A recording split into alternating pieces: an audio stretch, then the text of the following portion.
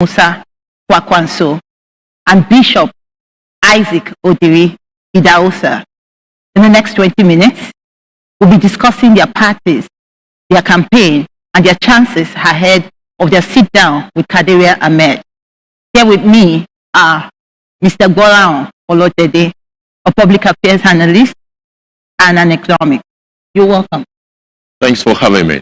Nice to be here.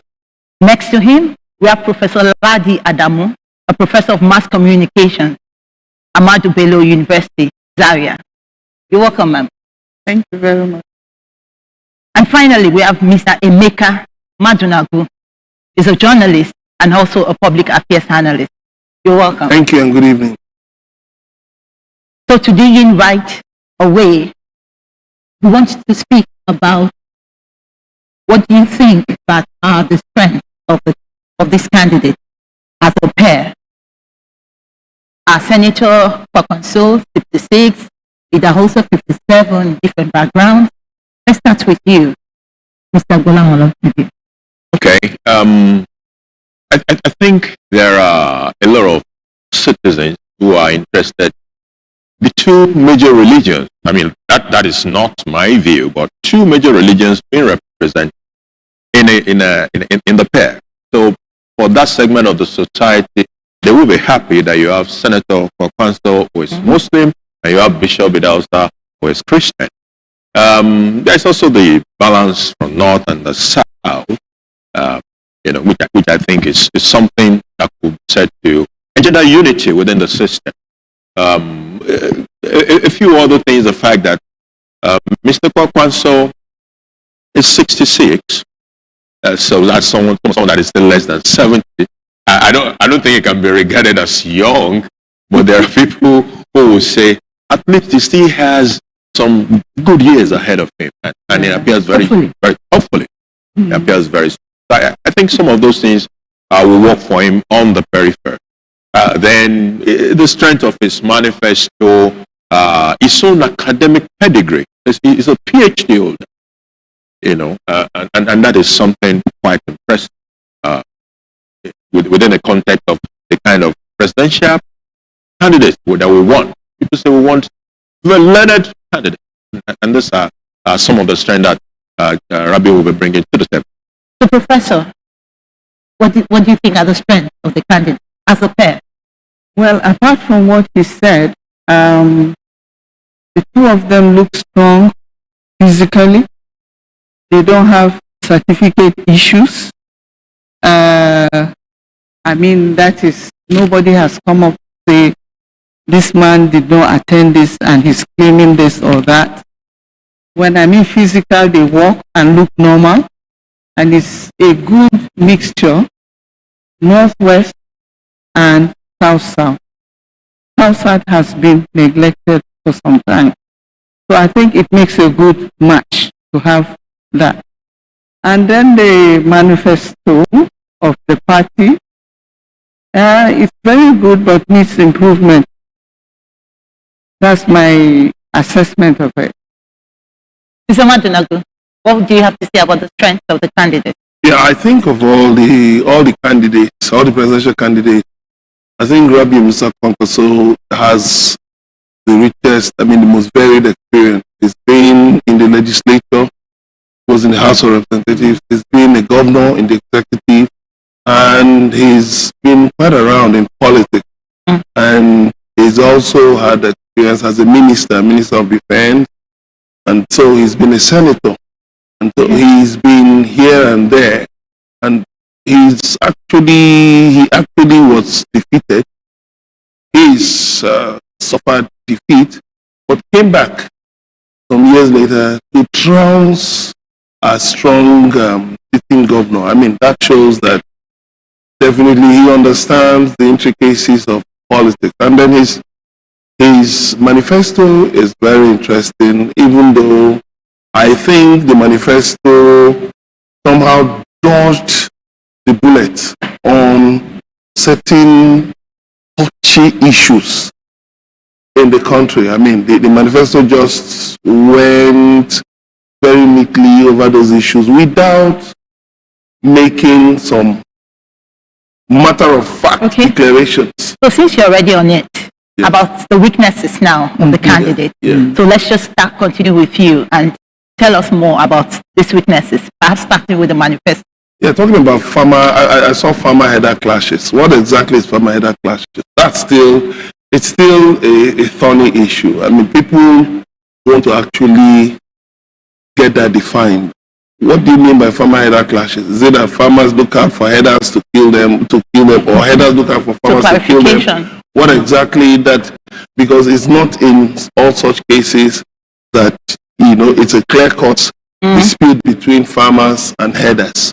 And then, so that will need clarification, that will need sorting out, because we know it's not just about that. The issue has gone beyond just about some people in some remote places, getting into clashes. Then the exchange regime, the argument has been that the regime, having a multiple exchange rate regime favors certain people, certain groups, and encourages corruption. It encourages round tripping. And he has said that he will deal with corruption. So when you leave an open-ended kind of exchange rate regime, you're not explicitly saying, like some of the candidates, that you will ensure there's just one exchange rate, but you're saying that you will develop an exchange rate regime that favors exports, imports, and all of that. It's as if you're dancing here and there, because Nigerians want clear declarations about these things. They're talking about the security, dealing with security, recruiting 1 million, boosting the numbers to 1 million in the armed forces and 1 million in the police.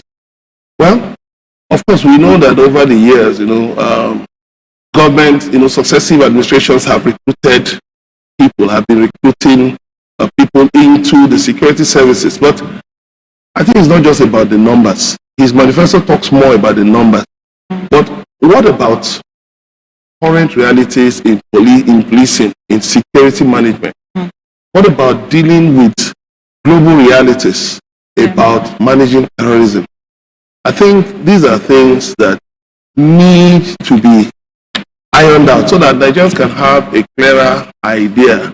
But I see that his manifesto tries to take that populist path, sort of, expressing empathy. It will be your government, we will be with you. But you see, Nigerians have been used to all those kinds of promises. We will help you, don't worry, your children will get a good education, we will even bring free food and all of that. Yeah. But where has it left us?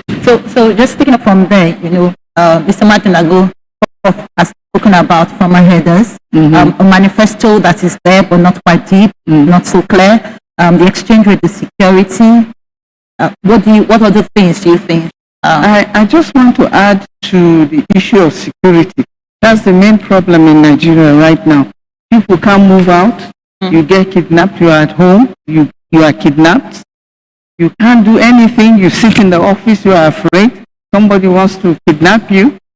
So the lapse I found there is that how is he going to secure Nigeria internally and externally? Internally, the issue of banditry, the issue of all this insurgency and all these other security challenges we're having, that borders on the internal aspect. These internal aspects also have links to external aspects, who are the funders. How is he going to, secure Nigeria from all these problems? It's not clearly spelled out in the manifesto. Then he talked about increasing, like he said, the number of, right now we have like 135,000 army. Now he wants to raise it to 750, you said, and then to 1 million. He did not go out to mention clearly how he's going to go about that. And the police. The police also, you see, the Nigerian army is doing the job of the police. in internal operation. So we have to, it goes beyond just increasing the numbers. The Nigerian police is not trained to handle upheavals. They were meant for ceremonial duties. We have to go back to address these issues. Is he going to do that? Mr. Lagede, your take. Okay, we're talking about the manifesto, so we're looking at it both from the positive and negative side. Yes. Okay. On the positive side, I've read 4 or 5 manifestos. And on the positive side for Dr. Kwankwaso, he made a bullet point of the environment. And that is a strong positive. Yeah. Now, for all the other ones that I read, nobody thought about making the environment a strong bullet point. And the problem with that is that if you don't pay attention to the environment, all those other things that you pay attention to could be destroyed in a day by the environment you didn't pay attention. Whether you're talking of education, you are building roads, whatever you're doing, or you are funding farmers, or you are doing agriculture, all of them, the environment could wipe it out in a short period. So I'll say kudos on that. Then he's particularly passionate about education. Yeah. So and I've seen that in the issues of, okay, we will fund this, we will fund that. I think one of the things he's trying to do is to drive education. You know, all these out of school children all over Nigeria and all of that. So if you make it easier for people to want to attend school, if the education infrastructure is there, if the teachers are there, the funding is there, people will go to school. However, I disagree with some of the issues he's raising about, how he wants to make that happen. So you see issues about free exams and all of that. You see, we have this culture that says when we are applying subsidies should be targeted, and we need to look for structures that can target the right people that deserve subsidy. Don't subsidize everybody, including people who can afford to pay. People who can afford to pay, let them pay. Let the society take care of people who cannot afford to pay. Otherwise, what we're going to do is that we will overburden the government with costs that it may not be able to sustain. Look at what has happened to the tertiary education in Nigeria. In 1972-73, when the first strike was said to have happened, it was still about welfare and funding. 50 years after, 2022, it is still about welfare and funding. So, if we're not careful, we may be walking into something that we will not be able to sustain with all these free this, free that, free that. It is good to, subsidy is not evil, but subsidy must be properly targeted to ensure that you are not subsidizing everybody equally, including those who can afford it. Professor, I'm coming to you now, and I would like us to just talk very briefly about the popularity, the perceived popularity of this pair. How popular do you think that the pair of Kwankwaso and Idahosa are? I don't know much about the vice presidential candidate for NNPP, but I know that Kwankwaso in the north he himself is a movement. He has followership. He's very popular. But maybe that popularity is only in the northwest. I don't know about nationally. I don't know about that. But I think he is very popular in these areas that I've just mentioned. Mr. Mark Nago, you want to jump in on that? Yeah, both the Kwankwaso and the Idahosa people I've known, I've followed for a long time. So, Idahosa is a Pentecostal preacher in Lagos here. Used to follow his programs on TV. And then Kwankwaso. But I think there's something about this Kwankwaso movement. It's perceived to be more of a northern thing. And then Kwankwaso has an issue in the south. He's perceived more to be someone who has invested himself in fighting more for northern interests against southern interests. I'll give you an example of the controversial removal of the former chairman of the National Population Commission, Dr. Festus Odimego, after he granted an interview to a national newspaper. I mean, Kwankwaso was accused of having put pressure on President Goodluck Jonathan to remove him because of certain comments he made in that interview. So these are things that, you see, people keep in one corner of their hearts, waiting for election season to pull it out of the bag and say, you did this to me, I'll do this to you. So I think he needs to have a more national outlook, I mean, so that he will be seen as somebody who has a pan-Nigerian, who deserves a pan-Nigerian mandate. Yes, his growth is immensely popular in the north, but some of the people supporting him, like Baba Galadima, have been talking more about the north. He will win in the north. He will win in the north. But we have 36 states and the FCT. So it's not just, voting will not take place only in the north. It's going to take place all over. I think his popularity is more with the youth. You know, In northern Nigeria? well, let me speak on the one that I know. Yes, in the north. When I say he's a movement, he has followers that cuts across the whole north.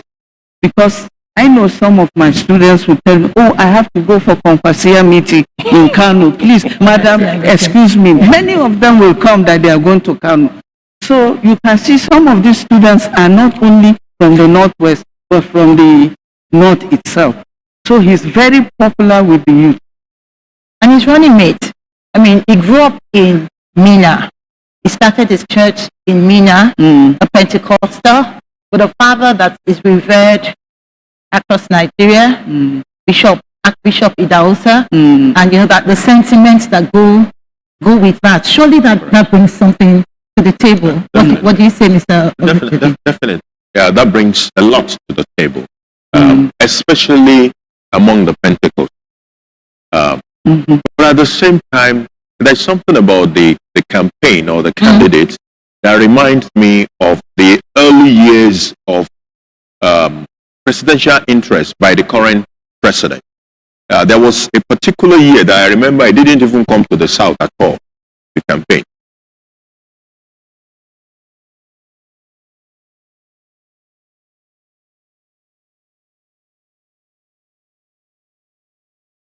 But you see, the lesson from the Buhari case is that it may not be enough if popularity is limited to the north.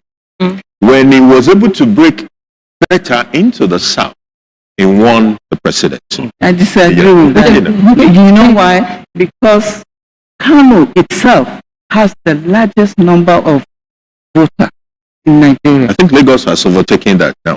What we are talking about, if you can get Kano in the north, I think you don't need some other area. It's good. We're still saying the same thing. In those years I was talking about, Buhari would take Kano, he would take Kaduna, he would take Katsina, the KKK. Those are the big vote delivery machineries in the north. But until he was able to cut across more into the south and probably had a good foray into the southwest, that was when he actually won that. So I'm not saying that Dr. Kwankwaso is not popular. I see him being popular maybe in the cities. I saw the picture of his campaign in Lagos. There was the day he came to Unipan in Lagos, and the crowd was monstrous. That's the reality, monstrous. But if he does that if it was National level, will it be the same? Or if he was Ota, will it be the same? Or Elisha, or will it be the same? That's what I have not seen, which is why I'm thinking the popularity in the south might be limited to some major cities, but that is not where all the numbers come from. So there may be a lot more work, and there's still time. There's a lot more work to be done, especially with the hinterland. Yeah. So what are the questions the Nigerians should be asking? You know, just following the debate on social media, for instance, on the platforms, watching what is happening on the street. There's a lot of talk around religion, around ethnicity, and sometimes some of those things blind us from the real questions. As what are we supposed to be asking a candidate? What questions do they have? Professor Yohiga? Yes, because I'm a professor who's been out of class for 8 months. How is he going to reposition the educational system in Nigeria? That's number one. Number two, how is he going to secure security internally and externally? Number three, poverty. How is he going to address the high level of poverty, particularly in the rural areas? That's where, the main problem is rural areas. Then finally, for me, number four, how is he going to address the issue of medical tourism? Medical tourism, education, poverty, security. What other questions should we be asking? I think he should be clear on the issue of subsidy. Yes, because I didn't see it. He was talking more about investments, building developing new fields, and all. What Nigerians want to hear. What's going to happen concerning subsidy in 2023? Yes, because the current administration played around that until it now the reality began to dawn on them that you couldn't continue to play politics with a subsidy. Then there's the issue of religion. He's perceived as a religious fundamentalist. Yes, but because when he chose Bishop, when he chose Bishop Idahosa, it was surprising. That was like kind of a game changer. That there's this perception about him, but for him to have gone this way, maybe he's not exactly that kind of a person. So he needs to project himself more as a pan-Nigerian candidate who is open to different interests, which the current president has not really done well. Yes, I mean, he's been accused of nepotism, been accused of certain things. So he has to come out to make definitive statement about certain issues, subsidy, religion. Will religion play a key role in his administration? Now that, of course, you're going to be hearing bishop as his running mate. Is it going to play a key role, or is it going to be subsumed? If he wins, is it going to be subsumed? Then how is he going to deal with national unity? How is he going to make Nigerians because to all intents and purposes, Nigerians generally are losing interest in Nigeria. You mean in democracy? Well, in Nigeria. And not Nigeria. Mr. Olalje, quickly, your take on that. What should we ask him? We should ask him about his approach to the header farmer. I know that the four foremost parties deliberately avoided picking on farmer issues because there are political and socio-cultural issues that are mixed up with that matter. But every time I look at it, I also see a huge economic context. So I'm asking myself whether we should be running away from it or confronting it. It would be nice to get his take on the header farmer issue. Of course, subsidy has been mentioned. I want to also ask him how he intends to finance all this free education, free exam, free tertiary, free this. It would be nice to hear him out. For all you came, I have a solution to it. So it would be nice to hear that. I mean, one more thing that we will quickly have a take on. What makes or breaks a pair of Kwankwaso and Idahosa? What do you think can make them, come out better than perception? Or what do you think can really break this as the elections come close? Involvement of youth. That is paramount. Believe me, you'll be surprised. Youth. And that's his latest achievement. He has a way with youth. Okay. Any other thing from your hand? Well, maybe I was thinking also on how is he going to compensate women voters?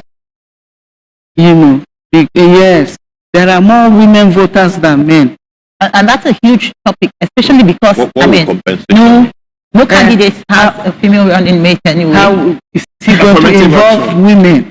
Okay. In leadership position. Yes. Yeah, what can actually make or break it? Going beyond just the fact that this is Kwankwaso, a Muslim, this is Idahosa, a Christian. Because yes, we saw it with Buhari, but Nigerians are asking, and so what? We've seen things. People have been killed, because of religion. We've seen, so people are not really, such things don't really resonate with Nigerians now. They say, and so what? Nigerians are asking the issues. How are you going to put an end to, for instance, fundamentalism? How are you going to put an end to violence, extremism, terrorism? Practically, what are the practical steps? Yes, he has said, he will talk with everybody. He will talk with agitators, which is good. But beyond just talking with agitators, looking at the free education, there's also the issue of the sense of entitlement that comes with, giving the idea that, okay, we will bend over backward. But how far will you bend over backward? For people whose agenda is just to destroy the nation. At what point will you say enough is enough? So those are critical issues Nigerians want to hear. And then Nigerians want to be sure that you can travel from here to any part of the country and you'll be safe. If he can really get his finger on that, then Nigerians will say, all right, let's take this man seriously because he has the experience. Yes, Bishop Idahosa doesn't have that political experience, but he has I think he should even have, apart from, okay, maybe Atiku was vice president, but of all of them, he has been here and there. So he has civil service, legislature, governor. So he has a rich experience. He should be, he should be able to talk very clearly about issues. And he's also been a politician for such a long time. So he's not learning the ropes, sort of, like some of the presidential candidates. I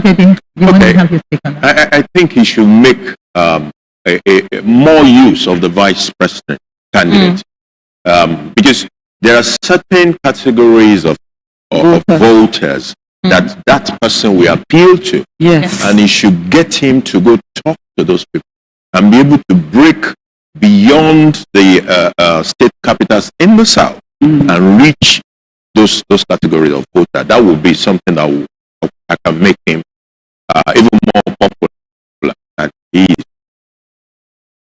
Thank you so much. So as is to set the stage, that's our time on the pundit today. Thank you.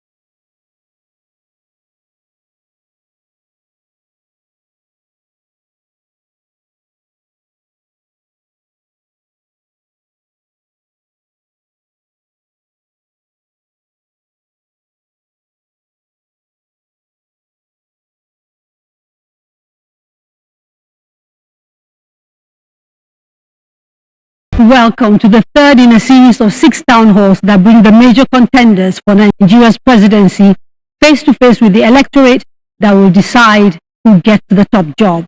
Again, I am Kadaria Ahmed, your anchor this evening, and we are going to start today with the candidates of the new Nigeria People's Party, the NNPP.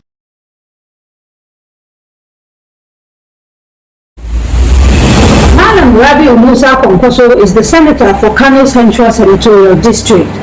Born on October 21, 1956, he's a trained engineer who worked in the civil service of Kano State for 17 years until he went into active politics in 1992. He served as the governor of the state twice, from 1999 to 2003, and again from 2011 to 2015. Senator Kwankwaso also served as Nigeria's Minister of Defense during President Obasanjo's administration. Twice in the past, Senator Kwankwaso has tried and failed to win his party's ticket to contest for the presidency of Nigeria. First under the All Progressive Congress in 2014, and in 2018 under the umbrella of the People's Democratic Party. On June 8 this year, Senator Rabi'u Musa Kwankwaso emerged as the presidential candidate of the new Nigeria People's Party at the party's presidential primary election, which was held at the Moshood Abiola Stadium in Abuja. Today, he offers himself for election as Nigeria's next president. His running mate is Bishop Isaac Idahosa, the presiding senior pastor of God First Ministry, popularly known as Illumination Assembly. A trained mechanical engineer, in 1979 he changed paths to join the Christian ministry and attended Soul Clear Bible College in 1985. Bishop Idahosa is a writer, inspirational speaker and gospel artist with 3 albums to his credit.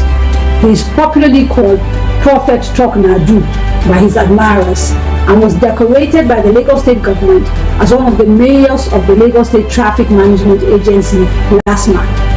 He has received the United Nations Peace Ambassadorial Award for his contributions to the growth of humanity and peaceful coexistence through evangelism and Pentecostalism.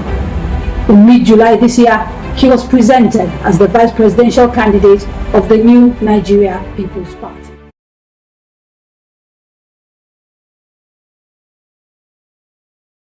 That was a short profile of the 2 candidates representing the NNPP party.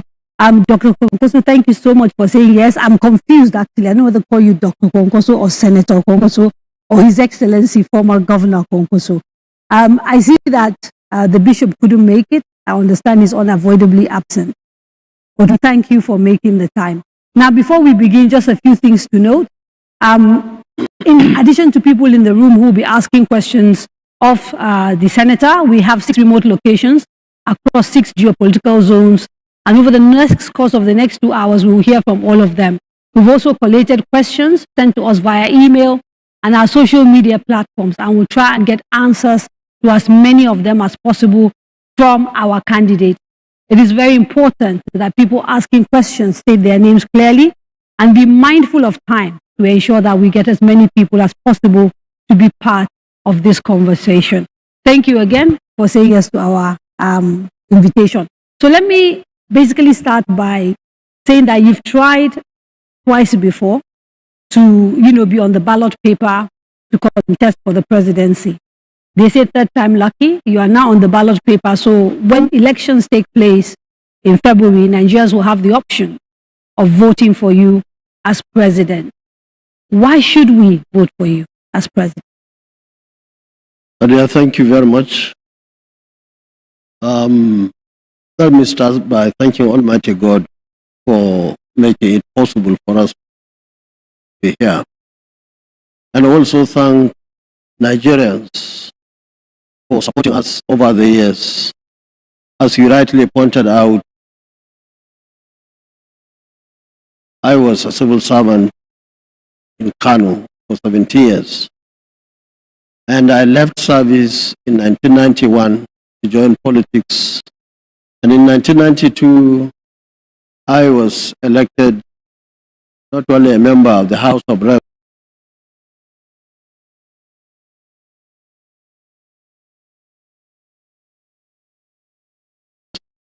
and I was also in the Constitutional Conference of 1994-95, where we drafted the 1999 Constitution. And by 1999, I was governor of Kano State under the PDP. And in 2003 to 2007, I was Minister of Defense, of course, advisor to President on Darfur and Somalia. From there, in 2007, I was nominated or appointed the representative of the Northwest on the NDDC, where I found the place very uncomfortable for my humble self to be. Therefore, I decided to resign because I couldn't sit on a board with the sort of things that were happening there. And 2011, I became governor again, 2015. And 2015, 2019, I was elected as the senator representing the Kano Central. And along the line in 2015, you rightly pointed out, I contested with the present president, Muhammadu Buhari, and I was lucky to become second here in Lagos.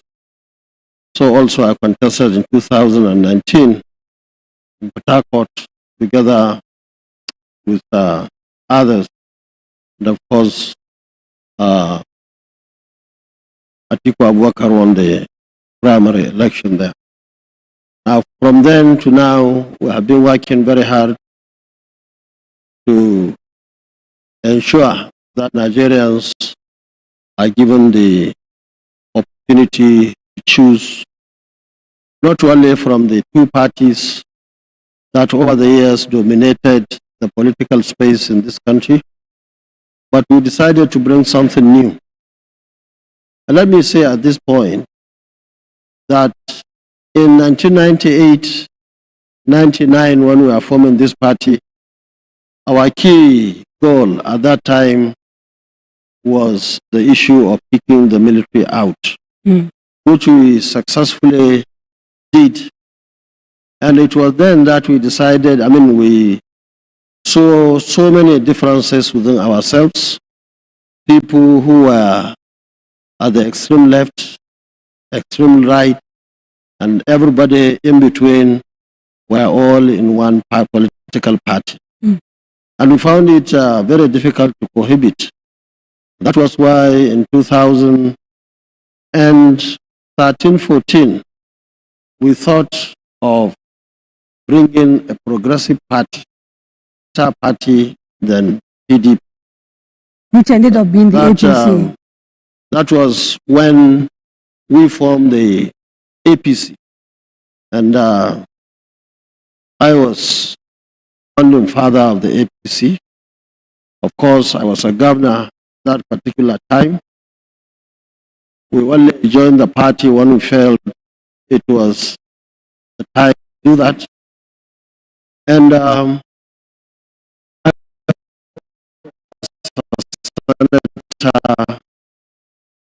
under the APC, and I had also the experience of the two parties. So I have to interrupt because in making your statement earlier, you kind of presented yourself today as providing an alternative to the APC, which is the ruling party, and the PDP.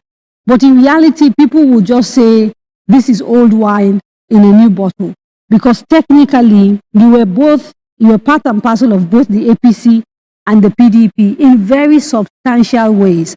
So for Nigerians watching and listening to you, there's still people who are not going to be convinced that what you're offering is actually new or fresh or different. You see, like I told you, when we started the PDP, we had this issue of bringing everybody on board. To the extent that when I was governor, and even when I was minister under the PDP, we had so many issues with so many people in that party, and it was purely ideological differences. It was nothing to do with personal issues. And that was why in 2000, And 3, I had to lose election. For those who are together with me in that party could not believe, could not agree with what we are doing. So perhaps this is the time you can tell us what your underlying philosophy and ideology is now as you prepare to elect, to contest for office. So if you are elected into office, what is the underlying philosophy? What will be the underlying philosophy of your government? What will be the underlying strategy, the underlying ideology of your government if elected? You see, our ideology has always been consistent, either in PDP or in APC, and even now. Ours is to see how we can make Nigeria a better place for everybody. While others, based on my personal experience, believe that there are some selected ones that must be catered for. And that's where the main issue really was.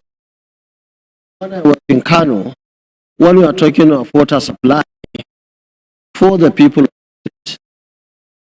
them on the other side were believing that that money water supply should be given and do their boreholes and supply their families with water. Okay. When we are doing electricity, yes, or roads, or health, or agriculture, it's the same sort of thinking. And that is why this country, we find it very, very difficult to move forward. I will allow you to get into more details after this short break. Don't go away.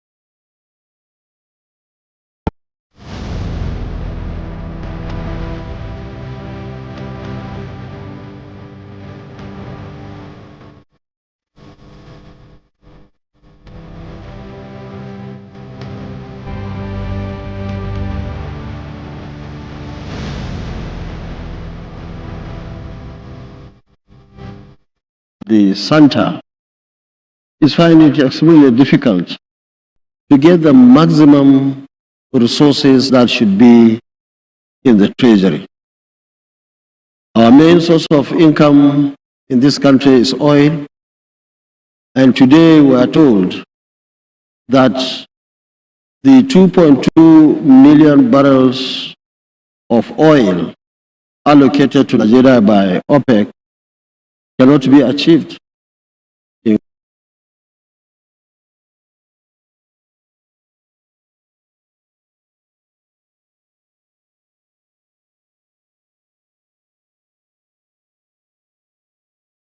what we should get. Right from there, you could see huge problem. Of course, that can be said about other areas where government is supposed to raise the maximum it can get into the treasury. So if you, what will you do to solve the problems that mean, because the theft... still on the economy, before I go to what I should do, is the issue of spending the money itself. Yeah. Government must keep its eyes on what goes out of the treasury. And the issue of corruption, and of course, other wastages that we see right from the presidency down to the civil servants, and of course, the contractors or contracts and so on and so forth must be checked, and eyes must be on every naira that government is spending. In other words, we believe that there is a lot of wastage today in this country. And these are the two areas, what goes in and what goes out. And what we are going to do from the aspect of what goes into the treasury is to ensure that there is enough security in this country for all our assets, to ensure that nobody takes anything out of this country. And that's why we thought of providing adequate security in terms of manpower, in terms of equipments, IT, and intelligence, and everything that is necessary to save our assets in this country so that we can have the maximum. But I'm sure you accept, Senator Kwankwaso, that we're not hearing anything from you that we don't hear from other candidates, saying that they are going to, everybody says these are the problems, and then the real problem is explaining to Nigerians how. What are you saying that is different from the 18 other candidates that are contesting for this office? In terms of, for example, if we take some of the issues you've talked about, let's take them one by one. You talked about the fact that our income from our main export commodity oil is down. It's down as a result of theft, it's down as a result of wastages, there's a whole myriad of reasons why it's down. So how will you solve that first problem of revenue? And is that the only revenue you'll be looking at? If you are going to diversify, what are you diversifying into? How are you diversifying? From which time to which time should we expect to see a difference in, the revenue of the federal government? So that's one, and then we can talk about security. Now, you see, I'm not sure, Kadaria, if you know or saw our blueprint. We are completely different from others because we mentioned the issues, the problems in this country, and we came very clearly to tell Nigerians how we are going to bring solution to those problems. For example, on the issue of security, and as former Minister of Defense and former governor for 8 years in Kano State, and former member of the NDDC, advisor to President on Darfur and Somalia crisis, and so on and so forth. We came very clearly, we looked at the number of the military members of the armed forces that we have today. And it was very clear to us that the number is too small under our circumstance, under the number of people that we have today in this country, and of course the challenges. And that was why, after making consultations with other experts, we felt that there was need to increase the number to less than 250 that we have today to about 1 million, because we looked at the recommended figure or ratio in terms of members of the armed forces. That's a 70% increase you're talking about. Sorry? A 70% increase in personnel for our defense and our security. about that, over 60%. Have you done the numbers of how much? Yes, let me finish. Okay. We'll come to all those things. So I hope you will look at our blueprint and I get have, the details. actually. If you have, okay, fine and good, and I'm happy maybe you read it. And we will have some to give you and give some other people to look at it. And so also the police. We feel the number of police today is much less than they should be. And that was why from less than 230, we thought of making it about 1 million also. And of course, we are going to increase the other security agencies, ranging from the DSS to the civil defense, of course, to other areas that we feel that there is need for us to increase the number to ensure that within the shortest possible time, every square meter in this country is being taken over for Nigerians. Okay. Unlike the situation today, where many people in many towns and villages have to be paying to bandits and other criminals even to go to their farms. Okay. You know, this is not an interview, it's a town hall. I have a lot of people on standby. They want to ask questions. Sure. We'll get an opportunity perhaps to talk about the cost of some of your plans. But for now, I want to go straight to Enugu, who are on standby, so that they can ask the distinguished senator their questions. Enugu, good evening. Good evening from the coal city, Enugu. I am a former Ajumumi, and questions are quite ready from the students. They've been listening attentively, and they have something to ask the candidate. We've got two students on standby. We would have Valentine and Chisom. Valentine, let's hear you. Valentine Obelago from the Department of Microbiology. My question for you today is, according to Premium Times, Nigeria needs 365,000 doctors to fully manage and maintain the health sector, but we only have 24,000 available. If elected, how do you plan to manage the mass exodus of professionals? And what reforms would you put in place for all sectors? Thank you. Valentine is concerned about the health sector. What will our candidate do to, reform the health systems? We also have Chisom on standby. Good evening. My name is Izzy Chisom. So Chisom Izzy from the Department of International Relations. My question is, do you believe in restructuring, or do you believe the current political structure of Nigeria is okay? If yes, why? If no, what do you plan on doing about it? Thank you. That's the much we have from Enugu State, Nigeria. Thank you very much for those two questions. Enugu, how will you, deal with the mass exodus of professionals like doctors that we're seeing? And do you believe in restructuring? If you do, what does restructuring mean to you? Thank you very much. Now, on the issue of health sector in this country, like all other sectors, actually, we have not been getting it right. And that was why, for example, in Kano, we decided that we should not only produce doctors and other professionals in health sector for the state, but we thought that we had an opportunity to produce these professionals not only for the North or Nigeria, but to produce even for international markets.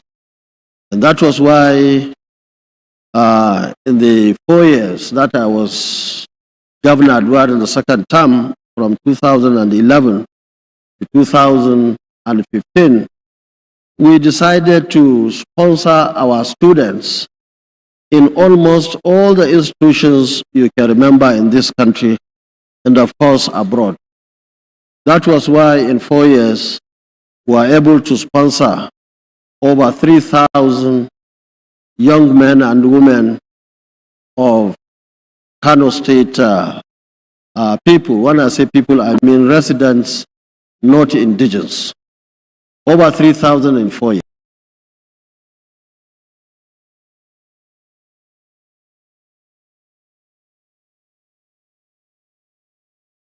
I remember we had one set of 300 medical doctors going abroad at that time, and only 45 were men.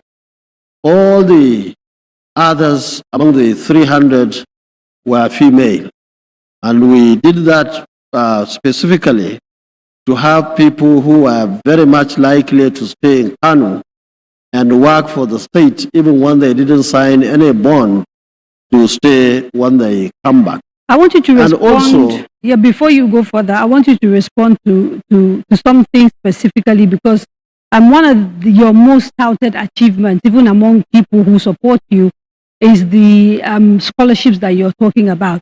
And the sitting governor of Kano State, His Excellency Ganduje, claims that actually your much touted scholarship programs were a fraud. He's quoted in the Daily Trust as saying that you used contractors to gain admissions for people and administer scholarships, turning, and I quote, the whole admission exercise into a racket. He was reported as saying this according to the Daily Post. In 2006, the Kano State Acting Governor, Professor Hafiz Abubakar, alleged that about $28 million and over $6 billion was inherited by the Ganduje administration as debt in respect of foreign and local scholarships that you gave out. So I think you should respond to these two things, and then we can. Well, I thought I would finish with her question. Okay, sorry. But it's just that they are related. Yes, no problem. You see, ordinarily, I don't want to talk about Kano State government. Right. For me, I have passed that level many, many years ago. I was governor in 1999, and whoever is governor in Kano today can be seen to be very much my junior in the game. But in any case, don't forget, Deputy It's not Governor, about him, it's about Nigerians. Just a second, please. Ganduje was my deputy governor from 1999 to 2003. He was my deputy governor in 2011 to 2015. And of course, he was my SA in Ministry of Defense when I was there. And I don't mind whatever I will say, but the fact of the matter is that Rabi'u Kwankwaso never borrowed 1 naira from any bank, from any individual, from anybody, either in this country or abroad. So I am one governor who has never borrowed. And in fact, I hate anything borrowing. Not only that, in 1999, when I was elected as governor, I inherited a lot of debt, which I paid in 4 years. I lost election in 2003. 8 years after, I came back and inherited another debt. In 4 years, I paid. I left Kano without borrowing 1 naira. So now, this wasn't about debt let me specifically. It was about the scholarships. So maybe no, I didn't ask many the question. I was asking. Okay. I have to answer one at a time. Okay, sir. If you are talking of scholarship, in fact, I paid to the last kobo after the time I was leaving. In fact, our policy then was to pay scholarship not only up to that particular time, but to pay even in advance. But what we did was to even send our representatives across the world to find out how much we were to pay. But the point was that there were courses that were not completed at that particular time, which is natural. Even you and me who will want to send your child to local university or international university or out of the country, you pay per session. And we paid after that. No university was owing, we are not owing any university any 1 naira. Okay. Forget about whatever. So these are just allegations. The opponent can say anything, enemy can say anything. So it does not matter. But okay. What I say, if anybody has got any proof to prove otherwise, that will be fine and good. But okay. The fact of the matter is, we have not borrowed anybody. And if there is any debt, anybody is paying. Kano State government, which of course we are not in the same party, they should direct the person to me. As a person, I will be happy to pay them. So let's go back to the students who asked you questions. If you could conclude on the issue around how you sort out mass exodus and also the restructuring of Nigeria. Yes. Those were the two other questions. Okay. Now you see, our master plan in Kano, and by extension in this country, is to produce all these professions. And it's possible. And it's doable. We have the resources. I always tell Nigerians now, as I was telling the people of Kano, that in this country we have enough resources to take care of, if only you have good leadership at those levels. We have proved it in Kano. All what we have done over the 8 years I was governor, we used the resources 100% in Kano. So, and that is our plan. Even though at the national level we have issues now, we are told that what we are getting today is not even enough to service the debt, which is a special circumstance. And I believe we will come to that. But the point is that not only in the area of health, not in the area of infrastructure and so on, I believe we have the capacity to produce enough manpower for our needs in this country, and of course, even for export. But initially, we'll encourage our young men and women in diaspora to come back. We will create a conducive atmosphere. I was in the UK. So that's sort of the short-term plan. I was in the UK people myself back. for about Right. 10 years. I know nobody outside this country, a Nigerian for that, who is living anywhere in this world, will claim to be comfortable. I was not comfortable when I was there. The weather is enough to worry you, and so many other things. Even the money, I can tell you, the money that they claim to be paying or receiving, they give you with right hand, they take by left in terms of taxes and so on. We have many friends, many brothers and sisters abroad who have been there for many decades, but many of them have very little to show. So I believe that we are interested as government for them to come back. We will also give them a conducive atmosphere, and that is what is lacking today. In fact, our system, even in the area of health. What does a conducive atmosphere look like, and how will you let me build tell it? you, let us start from producing the professionals themselves. What we have today in all the areas, if you look at health, for example, you graduate from a university in Nigeria or elsewhere, you come back, even to go for housemanship, huge problem. Slots are allocated. When I was governor, I was made to understand that the maximum any nursing school can be allocated by the nursing council was 100. For that reason, I had to build more than 2 universities, 2 institutes. That's nursing schools, we built 2. So also we built 2 midwifery, and of course 1 health technology. Okay. Now, the point is that some of those bottlenecks must be addressed. I have gone to universities abroad where we have hundreds of doctors, in fact, maybe 1,000.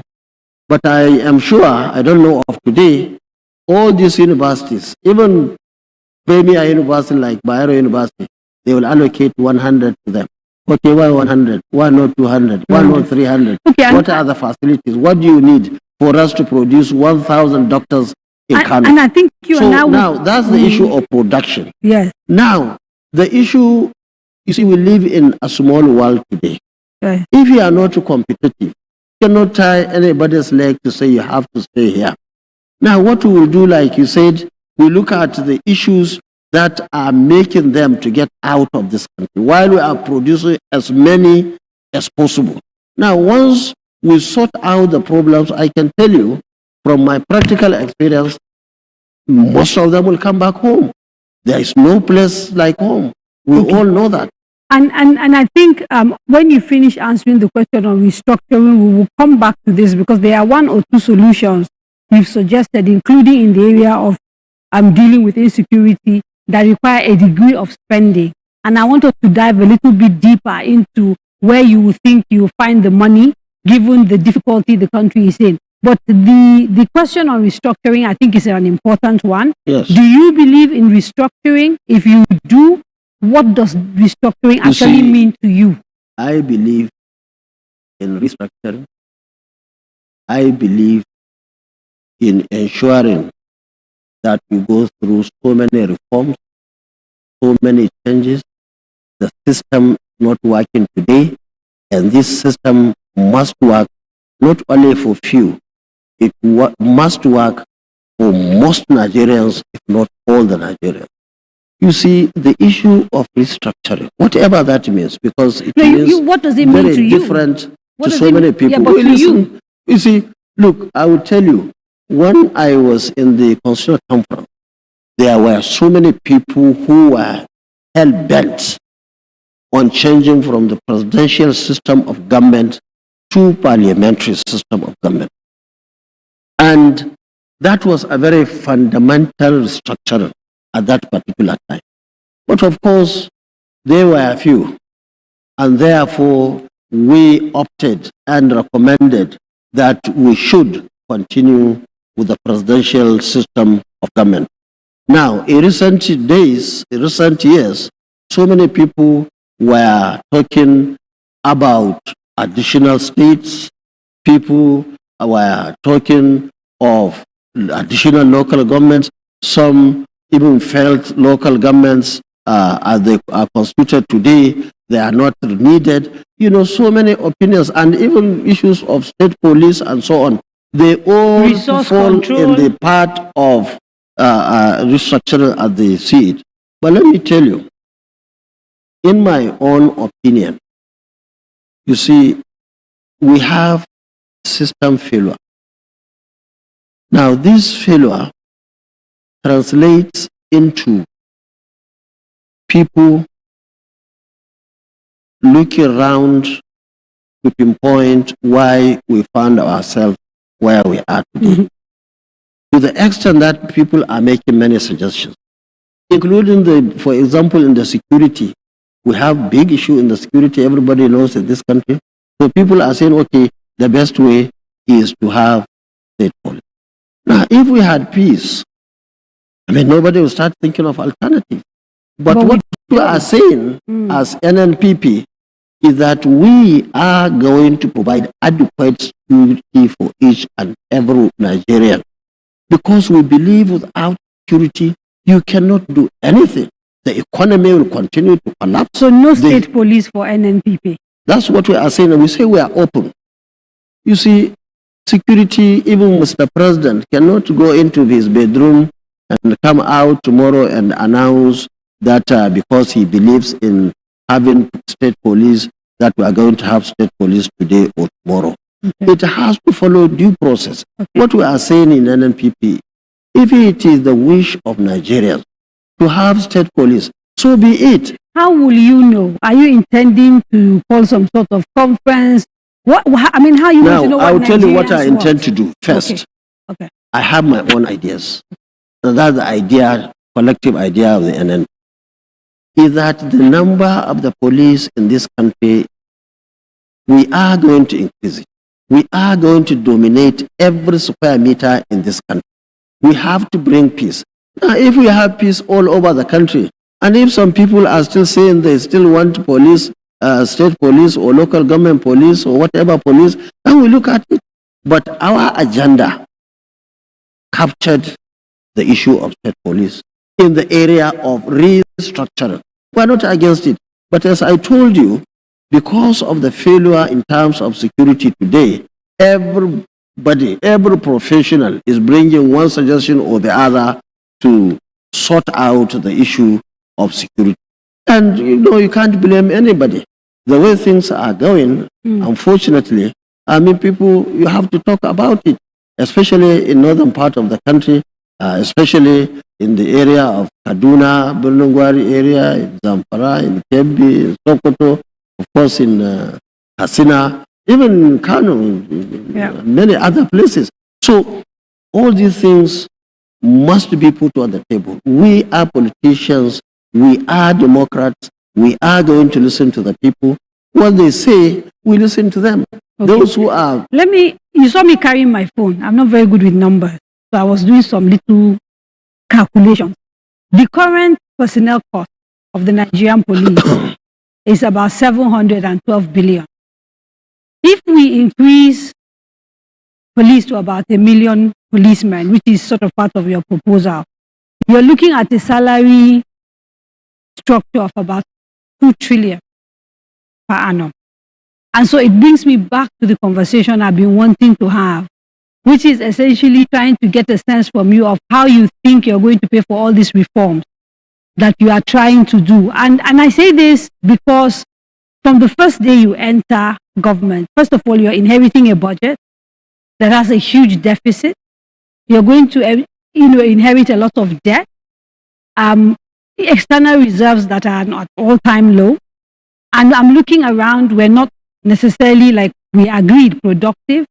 We are import-based, so everything that we consume, we actually have to find not Naira, somebody else's currency, and bring it in. And so from the one, you are confronted with essentially issues around financing. A few of your plans, I've listened very carefully, entail a degree of spending. How are you going to deal with that conundrum? Now, you see, while you are doing that arithmetic, yes, I want you also to do this arithmetic in terms of oil that we are losing on a daily basis. From 2.2 million barrels per day, now, according to you, is about 1 million.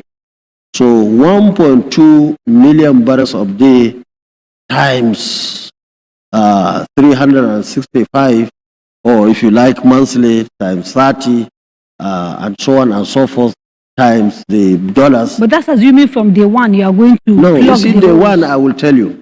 You see, our creditors are, I believe, sensible. You sit down together with them, discuss this issue, put it on the table. You have to survive. The country has to move forward. Because we are owing, it does not mean that we have to die that day. We will sit down, negotiate with our own creditors, explain to them, tell them, and I can assure you, even before you tell them, once they know it's a responsible government, they will listen.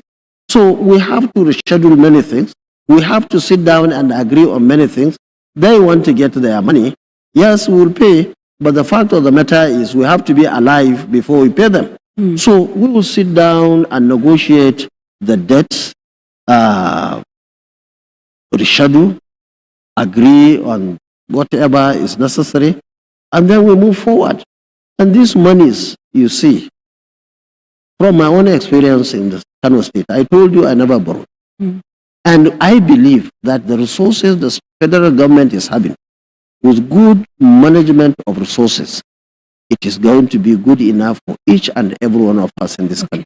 I'm going to open up the conversation. I think I've dominated asking of the questions for too long. So, studio audience, anybody with questions, raise your hand. We'll get the mic. Please say your name. Keep the question short. And we'll take about 3, come back to him so that they're not too much. When he has answered, we'll then go back and do another 3. Okay, sir. Please go ahead. Your Excellency, good evening. My name is Al-Mukhtar Adamu. My question is on economy, Your Excellency, sir. That is our Naira two-currency system that we have now. Naira dollar system in Nigeria, where the CBN introduces flexible exchange rate.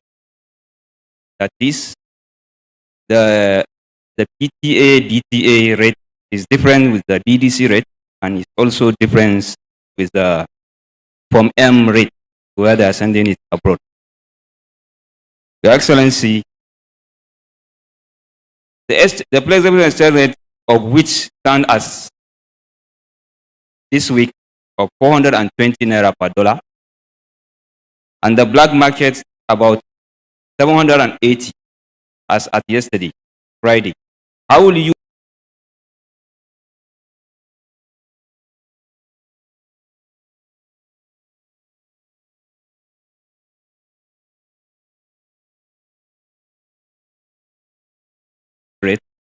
So the market rate is supposed to be 423 naira. That is 3 naira difference. But now Nigerians are buying dollars almost 800 naira. And everything is you keeping... need to ask your question, please. Okay? Yeah, the question, please. if you elected as a president, how will you tackle this flexible exchange rate of the CBN? Okay, and I have to allow him to answer that because I need to go to break after this, then we'll come back to the audience. Now, will you flow to the Naira? Kadaria, you see, this issue of dollar, there are so many things in, and the government must do a lot in so many sectors and areas. I remember when I was living in this country, end of 1981, early 80, my traveling allowance, I still have it, is 1 to 0.85 a dollar. 0.85 naira equals to $1. Now we are talking of this 780. In fact, some few weeks ago, it's even more than that. Now, we made so many mistakes, and those mistakes must be corrected if we have to get it right. Now, the issue of security, very critical. If, for example, nobody goes out to the farm, nobody goes there to the factory, nobody goes there to buy and sell and so on, huge problem.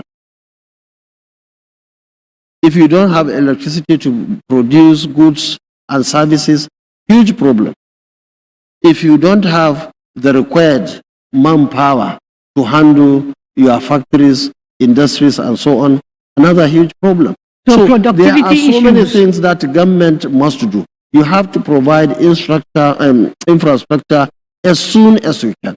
You have to provide security as soon as you can. You have to encourage young men and women to go to schools across the country. And that was why in our blueprint, we said the first thing we are going to do was to build 500,000 classrooms for about 20 million out of school children. Because I have to go to break, I need to just ask you, will you encourage the CBN to continue with the current policy? Now let me tell you, you see some of these things, we in government, for example, we know our responsibility.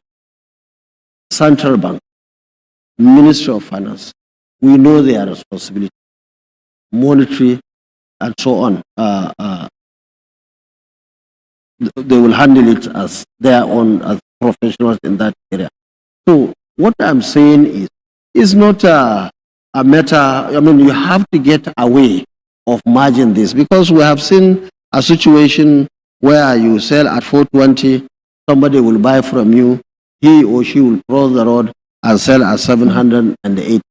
That will not be acceptable. You have to get away of synergy, of bringing them together. And that, I can tell you, is not just by mouth. It has to be practical. You have to do all what it takes by the government, especially the issue of corruption itself. Somebody who today, he himself will get 1 billion. You go and buy dollar at all, whatever it is, you will buy.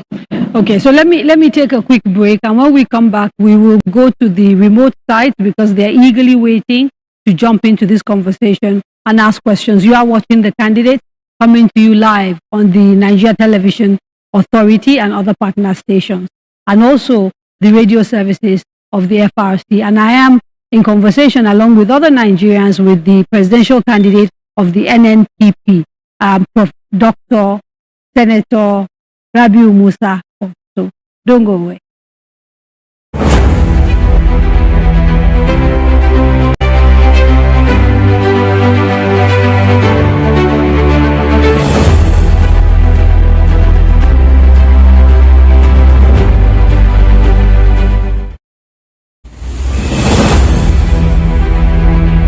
Daria Media, in association with Cabal Entertainment, presents The Candidates, a presidential town hall meeting series where the presidential candidates of the 6 leading political parties tell us about their plans for the country. Join Kadaria Ahmed as she leads us into the world of these candidates from the 17th to the 23rd of November 2022.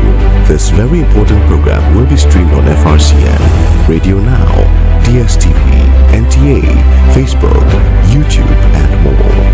This is a town hall meeting you shouldn't miss. Tune in. Let's hear from the candidates. Choosing where to study is one of the biggest decisions you will make in life. So, it is important to get it right. At Coal City University, Enugu, Nigeria, we pride ourselves on providing students a stable academic calendar and education of international standards. Coal City University gives students incredible personal attention and support. You can enroll in our regular programs and obtain a degree exclusively awarded by Coal City University.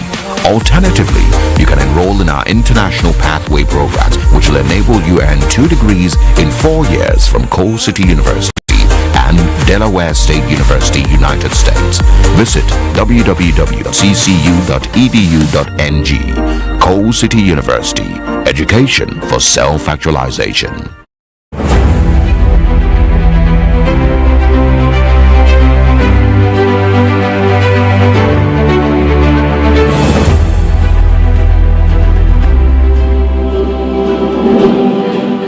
Welcome back. You are watching The Candidates, the Daria Media Town Hall series brought to you with the support of the MacArthur Foundation and in partnership with the Nigeria Television Authority, Cable Entertainment, Zikoko Citizen, Silverbird Television, FRCN, Radio Now, Trust TV, News Central Television, JNJ Media TV, KAFTAN TV.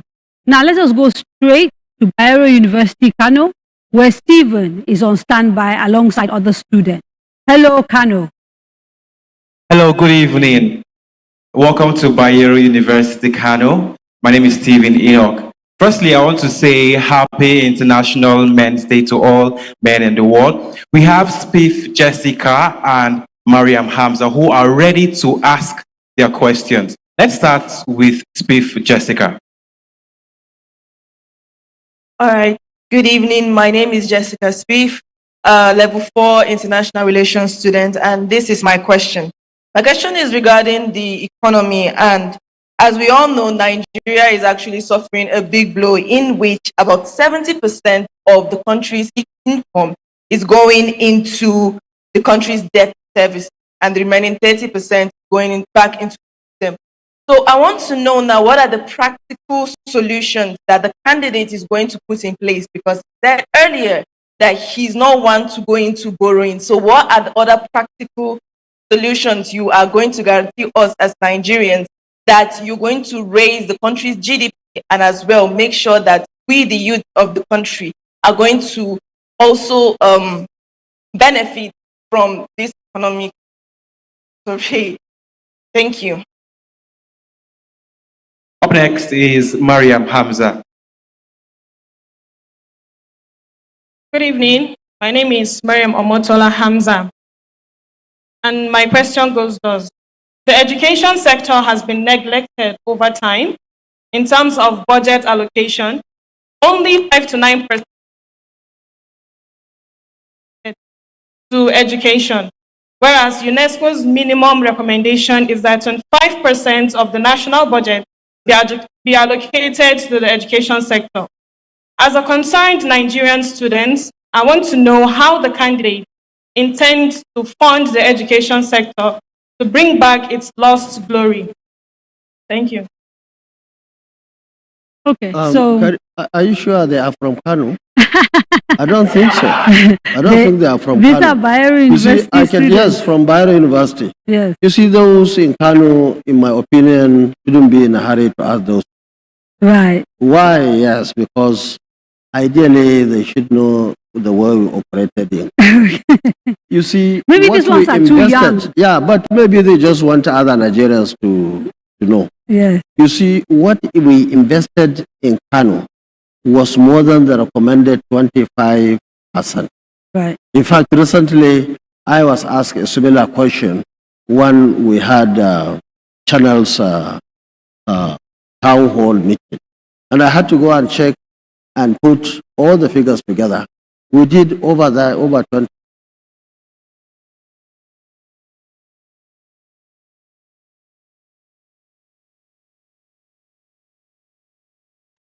implement them, definitely it will be more than 25% of the national budget. And that was my own estimation. Do you think part of the problem why perhaps they may not remember is because your legacy hasn't endured?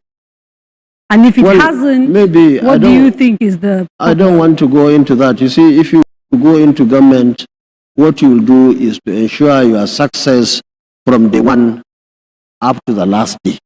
What happens behind you, you have little or no control of that. Right. And I don't think anybody will hold you responsible. Now, let me say that the education is key to us. In fact, before now, in Kano, if you ask us, our priority number 1 is education, 2 education, 3 is education. But now the situation on the ground, on the aspect of security, we realize that if we don't have the security, even to go to school will be very difficult. In fact, we have seen cases in many states, especially in Northeast, where so many schools were vandalized, were burnt down, so many students were picked, and so on and so forth. So security is key. Our government will go to any length to ensure peace in the country, because that's where we have good economy, good education, good this, good that in the country. So I want them to be rest assured that if they look at our record in Kano, I'm sure we have more than 25% of our budget going into education. And I believe that we are going to put a lot of money in education. In fact, that was why we said that even the JAMB, WAEC, NECO, nobody, no child will be denied going to the next level of education because globally, let me ask has you no something. money to pay. Yeah, globally, education is changing because of the nature of the world, because we're in a tech world and the way people are getting educated is shifting. Not everybody now goes to a classroom, for example, to pass exams. Are you in any way, shape or form thinking about reimagining education? Or for you, what exists currently is good enough and it just has to be funded properly and has to be run properly? You see, education has to be funded. Education is key. And that was why, for example, in Kano, I'm happy they are listening to us, no child of school age was denied going to school in Kano. That was why we built thousands of classrooms. That's why we provided thousands of furniture. We provided offices, workshops. We built hundreds of secondary schools. We built 44 technical schools. We built schools for Islamic studies. And that was why we even had law to prohibit anybody sending his child elsewhere. If you want Islamic education, Western education, this is the school, and so on and so forth. And that was why we sent our children, I told you, over 3,000 in 4 years to 14 countries across the world. And that was why we even selected private universities in this country. You realize that when you left as governor, there were 1.5 million out of school children in Kano. That's today. No, I'm saying when you left in 2015. I'm telling you. Just tell them, I hope whoever is listening should come with his figures. I am telling you the figures are 1.5 million. I mean, there was now, but when you left, there were 1.5 million children. I am saying it's not true. Okay. Maybe they left Kano, maybe they were not in Kano, but I can tell you, came back we after you left. prohibited. Let me tell you, I was the governor. But if anybody, either local or international, has got anything to the contrary, where he is free. But what I'm saying to you is that during our time, we built enough classes for every child going to primary schools. We built enough secondary schools, hundreds of secondary schools, including technical schools, and so on and so forth. And we provided tertiary level education to everybody to the extent that the two universities I established in 2001, that is Kano And University is that of same Technology. recipe? Just 1 second, please. Let me conclude this. And 2012, that's Northwest University. We are not even having enough. We had to be making announcements for anybody with university qualification to go and get admission. As far as we are concerned in government, we can comfortably say that we did everything possible to bring Kano, not Kano indigenous, but Kano residents to go to schools. Now, if somebody was hiding somewhere, or somebody is doing his own study somewhere and It's came not with your 1 fault. million, then that's it. In fact, let me tell you, for the 8 years I was governor, we were feeding our children lunch. Okay, So let the me 4 years go I was to a governor, remote. 8 years I was governor. Let me Yes. conclude. Yes, sir. We were even 2 sets of uniform. Do you know why? It's to encourage them to come. It's not like there were too many, but we are telling them, please come to school. And then if somebody comes with this... These are the international numbers. Well, they according could be to those international. who keep, They but could be I international. don't want to drag this with you. Yes. So let's quickly go to Ibadan where Nero is on standby. Hello, Nero from Lagos. Hello, Kadaria. How you doing? I'm good. Okay, Thank you. Let's go straight. You're here live at the University of Ibadan. Of course, we're at the Communications and Language Arts Department, where we have the students gathered here listening with rapt attention. And we have 2 questions from 2 students right here. We'll start off with the lady. And first up is Ediomo. Ediomo, let's have your question. Good evening, sir. My name is Akpani Jumo, student of CLE, University of Ibadan. So I have 2 questions for you today. As a man who's held positions since 1992, that is 30 years, what can you say you've done remarkably that can convince us enough to... Okay, we seem to have lost her there. Are we vote likely? you as the president? And secondly, in regard to pick and help Nigerians. Okay, I believe you heard the first question, and our questions now. Let's go straight to the next person, and that's talking about... Actually, Nero, could you recap that question, please? Because we lost her there for a bit. Oh, okay. Ediomo, go ahead and recap your question. Okay, I said my first question is, as a man who's held many political positions since 1992, that is 30 years, what can you say you've done 30 years that is convincing enough for us to take you as a president? And secondly, in regards to your scholarship, how do you intend to broaden it in order to reach more Nigerians and help them? Okay, I believe that's that question. I hope it's clear this time. And also, we have Theodore here, and Theodore will also be asking his own question. Okay. Good evening, sir. I have 2 questions. So, in relationship with the federal character, I know there's a provision that allows for leadership that's spreads across the geopolitical zones. And in the last 24 years, if I'm correct, we've had 12-year leadership from the northern region. So, my question in regards to that is, do you think that your ambition as a president does not defy the interests of federal character, like at least so that there will be equity in the tenure of leadership?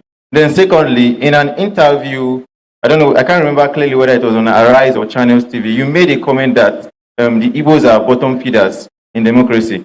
So do you not think that that statement would affect the number of votes you might get in the long run if you really would be aiming to get them at least 25% in all these states? Thank you. Thank you very much. You had the 4 questions. Okay, thank you very much. You see, this first question, there are too many things to say. And I don't think even the 2 hours are enough to tell her or him why I feel I am different. In fact, my strength, I will tell you, my strength is the 30 years she mentioned. In fact, it's my strength is the 30 years. To be so in the the experience, system, okay. to be in the system and be almost everywhere. But by the grace of God, today I am one of the credible people in this country. Very important. Do you think that's an achievement that you've been in the system and still credible? Not everybody can go. Even many of them, one opportunity, they will soil their fingers. And that's the end of it. They can't even show their faces anywhere. So these 30 years has given me opportunity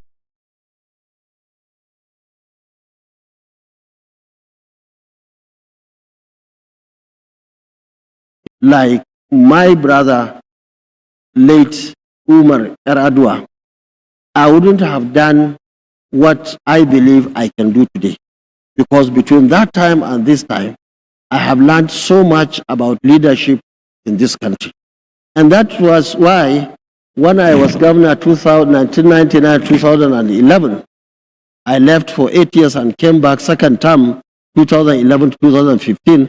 Everybody now is remembering the second term, much more than the first term. But you realize we're dealing with an electorate that is fairly young. A lot of them spread across Nigeria, and some would argue knowledge of you is limited in the southwest, in the south-south, in the southeast. You're not as popular, many would argue, around this part as you are in the north. And so you can understand why young people who are sort of just coming up, new voters, all of that, are asking these questions. And does that pose a challenge actually for you and your candidacy, given the fact that primarily people think of you as being very strong in the north, but fairly unknown in the south? You see, we always tell our friends that just don't meet somebody in the airport or somewhere on the road and pass judgment on. Go home and find out. If you go to Kano now, they will tell you who is Rabi'u Musa. Yes, but people of Lagos can't go just to one Kano. second. Mm. Now, this knowledge goes with geography. This knowledge goes with many other things. And that was why the idea of having opportunity to be in so many places, to be in contact with so many people. My friends, my colleagues who are in the NDDC, my friends and brothers who are in the National Assembly.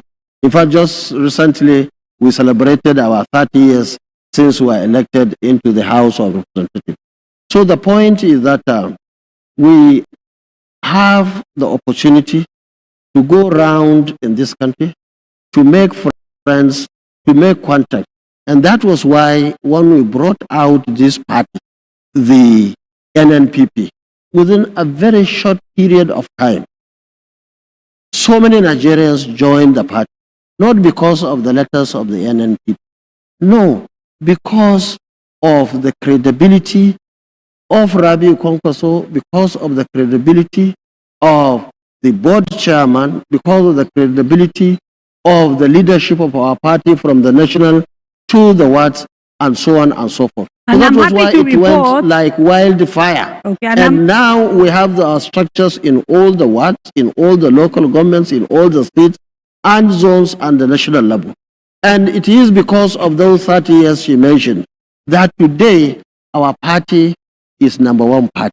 I will tell you, let me tell you. Okay, no, it's just Kadaria, that the bishop is here, I will tell you. and I'm trying to see if we can bring him on as quickly as possible, so that your running mate. No, he will come. He's there. He's always Yes, so we he will has gone for an assignment. We will take a short break because he's around. I want to bring him on stage, and because my directors are telling me we will take a short break. Then when we come back, you will take the other questions that were asked about your comments about the Igbos, etc., etc. I haven't forgotten. We will give you that opportunity to respond. I promise. Don't go away. Join us in a minute. You're watching The Candidate.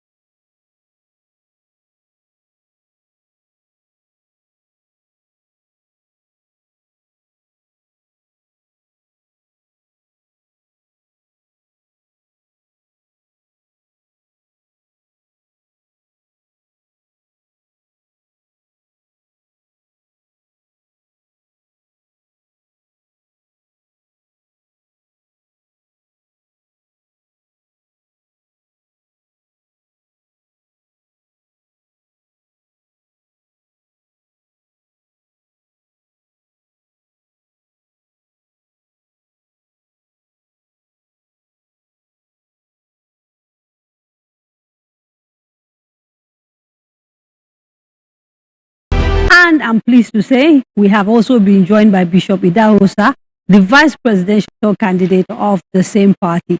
Thank you, sir, for finding the time. I understand you'd gone away on assignment and you rushed to come back to join us. Rushed to come back, but then the delay was caused due to VIP movement. Right, that phrase that we don't like hearing.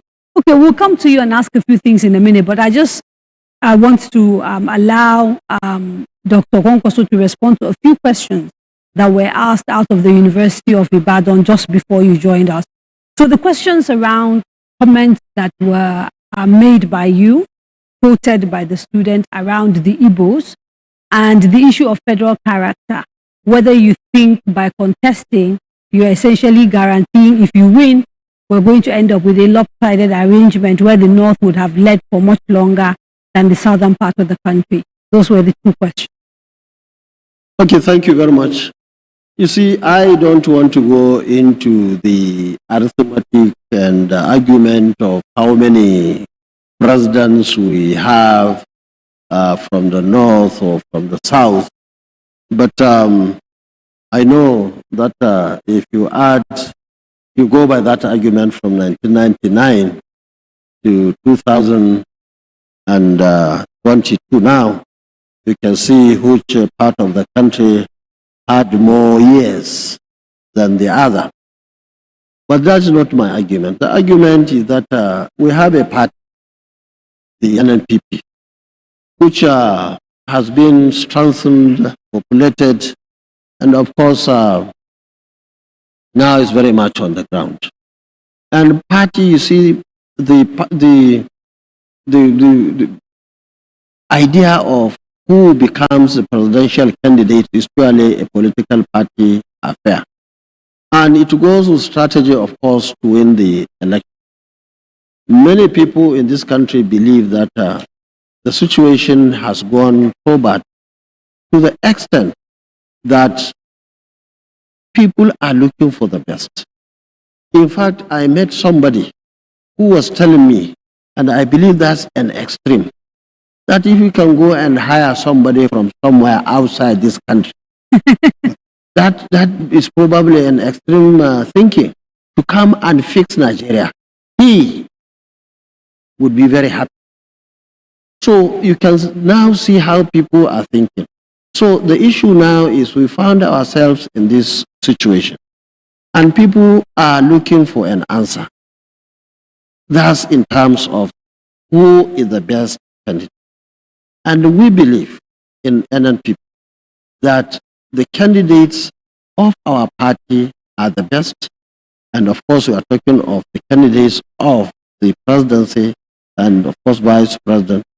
We believe this combination is the best, well-balanced ticket, and we are all committed to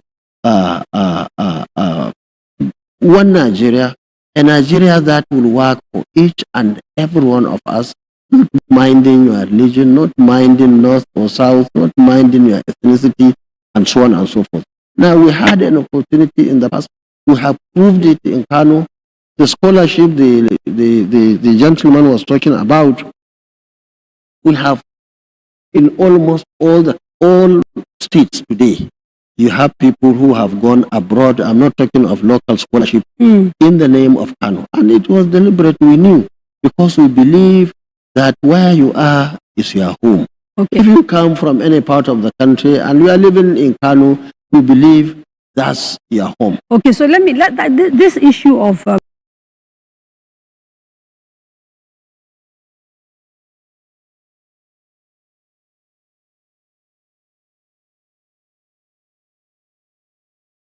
you cannot deny the fact that there is seems to be a lot of fracturing, whether deliberately politicians again and again have exploited our fault line, whether that is ethnicity, whether that is religion, to the extent that these things now are becoming a recurring decimal every time we have elections. And there are those who argue that we're very fractured. So how does the NNPP intend to unite Nigeria in real practical terms? In real practical terms, it's all about leadership. where you find what drives the system is on the wheel of transparency, justice, equity, fairness, inclusivity, then trust is built. Once trust is built, things to begin to run their course. But you see, when we have selfish people, greedy people, who are not lovers of the country, they accumulate so much, and that's why you find the lopsidedness in nepotism, where people don't observe their character. They always will think they'll be there forever. They are not. The God factor is a big factor. When you fear God in leadership and able to say what you want to do, and then surround yourself with people who will tell you the truth, it doesn't matter whose ass is gold, then Nigeria will be a better place for everyone. Let's go to a few of our remote sites because we're running fast out of time, and it's really important that we get all the 6 sites in.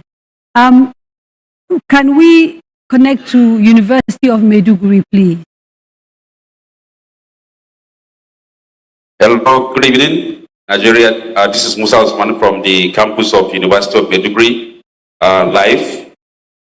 We have been following the conversation taking place between Kadaria and Senator Rabi'u Musa Kwankwaso and his running mate that has just joined us. It has been very interesting, and the students here have been following the discussions. We have a couple of questions from 2 students, Ifai and Yasir. Ifai. Good evening, sir. Please, I have 2 questions to ask you. The first is on education. Sir, I want to know, because it's unarguable that education is the lifeline of every nation. And we've been ravaged with several strikes, particularly the tertiary arm of the education system. So how do you intend to curb this menace of in-season strike, particularly in Nigerian tertiary institutions?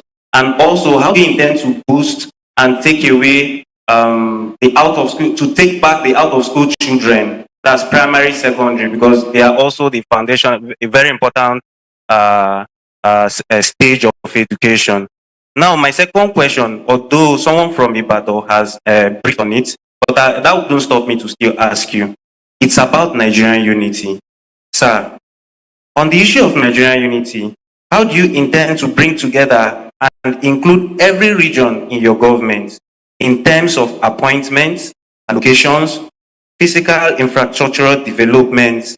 Because some of the separatist agitators have claimed that it is because of the non-inclusion in governance, particularly from the federal level, that is making them to agitate or to separate from the country. Thank you, sir.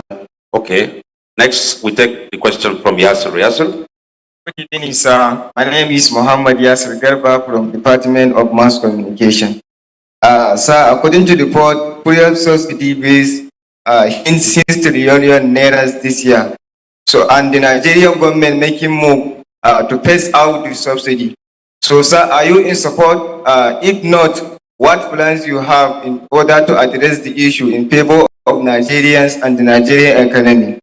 And the second question, sir, you make a statement that you left the board of NDDC because you did not like what was happening there. So, sir, can you shed more light about that? Thank you very much. That's all we have from Maiduguri. Thank you very much. And I think it's important to remind the students and other people who are sending in questions to try not to repeat questions. Because, you know, time is limited. If one person has already asked a question and he has tried to answer it, let's not please go back to it. I will add one question from someone who's just sent it in online, and then you can take them all. This is from Rabi'u Mustafa. He says, Your Excellency, sir, what would you do to curtail the issue of everyday hyperinflation, which we see in the country? Because low-income earners, especially civil servants, are paying a very high price as a result. So these are your questions. Thank you very much. Now, the young man from Maiduguri, I thought you should start by acknowledging our efforts in the university. You know, when I was governor, we selected 4 universities. Al-Kalam University, Ahmad Bello University, in fact, my degree as Sokoto, Usman Danfodio University, and built 300-bed hostel free of charge and donated to that university. And I'm sure it's there as Kwankwaso hostel in his university. But in any case, just to show how much we care about education, my degree and all the other 3 universities were not in Kano. But we thought, because of our students that are there, we should donate those hostels, and we did. And let me go to the issue of strike. You see, we checked with ASU on why they were on strike. In fact, why they were going to strike long before now. And I can tell you, most of the time when ASU was on strike in the country, our branch in Kano was taking permission not to go on strike because they believe that all what was necessary for us to do as government, we were doing it. And we are so happy, we are so grateful to the ASU branch in Kano, who were working together with us as a family. But maybe Now, the things have changed now. The things that they are going whether they for change strike. or not, in the same country, the same idea. I'll tell you and why so I on. said But it's in- changed. Of the 7 things, for example, that ASU are demanding and why they are going on strike, it includes, for example, the fact that they want the federal government to scrape the law that allows for new universities to be built and to there now. actually focus on funding existing universities. You set up new It's there universities. in our blueprint, which you Yes. said you read. I You did. see, our blueprint was very clear that our government will not be in a hurry to build any new university. We were going to concentrate on strengthening our existing universities because we felt it is very No, critical. you needed to for us. clarify because earlier you had talked about building new universities. I have read your blueprint. The people watching You can show. have not. I You can know what ask I somebody mean? to show you. What we said is very clear. Hostels, maybe accommodation. Yes, Maybe no, I'm not. I'm saying we're having a conversation that many people have not read your manifesto. That's My what I'm job telling is them. to bring it out so that That's you can why I'm explain. bringing out now. Yes. That's why I'm saying in our blueprint, we made it clear that our administration would not be in a hurry to establish new university or any tertiary institution, but will be in a hurry to make sure that all what ASU was saying is in line with also our belief that as at today, we have enough universities and other tertiary institutions. What we don't have is the level of quality in terms of and size that we are going to improve every sector, every part of our universities, ranging from laboratories to workshops to hostel. I think we spent enough time on education because I'm looking at the clock and there are a whole lot of other questions. So should we move to the next one on subsidy? Yes, and out of school children, I mentioned it. Appointment, Nigeria, unity of Nigeria. Of course, we have all friends from all over who are qualified to be appointed into our government.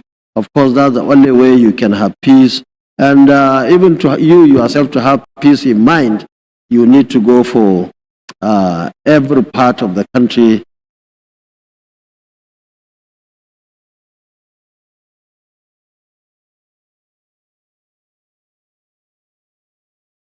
Of corruption that is happening in that sector. And that's the first place of call. Stop the corruption. Make sure that every liter. But they say that- a corruption fights back. So how will you stop No, the no, no, corruption? no. We fought corruption over the years. If you see corruption fighting back, probably your hands are also not clean. So we have been fighting corruption over the years, and that was why we had all the money we required for projects and programs in all the opportunities that we had. The issue of NDDC, what happened, It's exactly this issue of people taking money left, right, and center. But what you did was you didn't dis- stay and fight and clean it up. No, You no, no, left. no, no. What I did was just write a letter and politely tell President in the letter that so many things were happening. And I went and told him. And of course, at that time, probably he didn't understand. But at the end of the day, he accepted. He said, give me your replacement.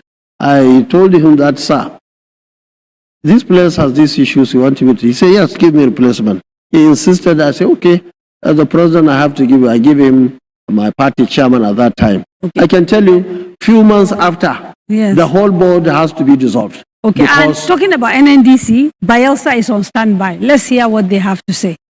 Hello, Victor. Welcome to Bielsa State.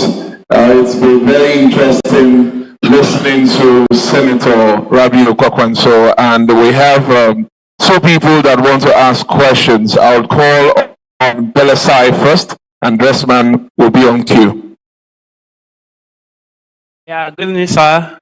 My name is Pelesai Desmond. Desmond, and I'm an economist. I would like to ask you a very important question. Considering the fact that the Nigeria economy depends on this crude oil, and up to date, our refineries are not actually working. And I find it somehow bad. Actually, I want to know your opinion on this the modular refinery, which is the bunkering oil.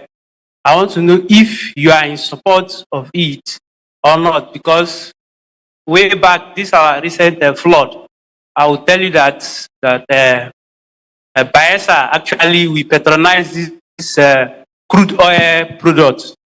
Instead of we patronize this crude oil product and it help us. And I will tell you that this product is actually up to 80 to 90% good compared to the normal fuel that we use from the filling station. Thank you very much. Okay, the next person is Dressman. I would like him to ask his question quickly. Yeah, Dressman Dinipre is my name from the Department of Philosophy, Niger Delta University. Your Excellency, my question is on overflooding. Overflooding has become a recurring decimal in the southern states. And if you become the president of this country, what practical steps, knowing that neighboring countries are releasing waters from their dams to this country that is causing the overflooding in the country, what will you do to mitigate or solve the problem of flooding in this country if you are elected as the president of this country? Thank you, Your Excellency. Okay, thank you very much, Kadaria. That's it from Thank you, Victor. And let's go straight to the University of Abuja because we have about just 15 minutes. I'd like to get all the remote sites in, and then we'll come back to the candidates to round up. University of Abuja, please.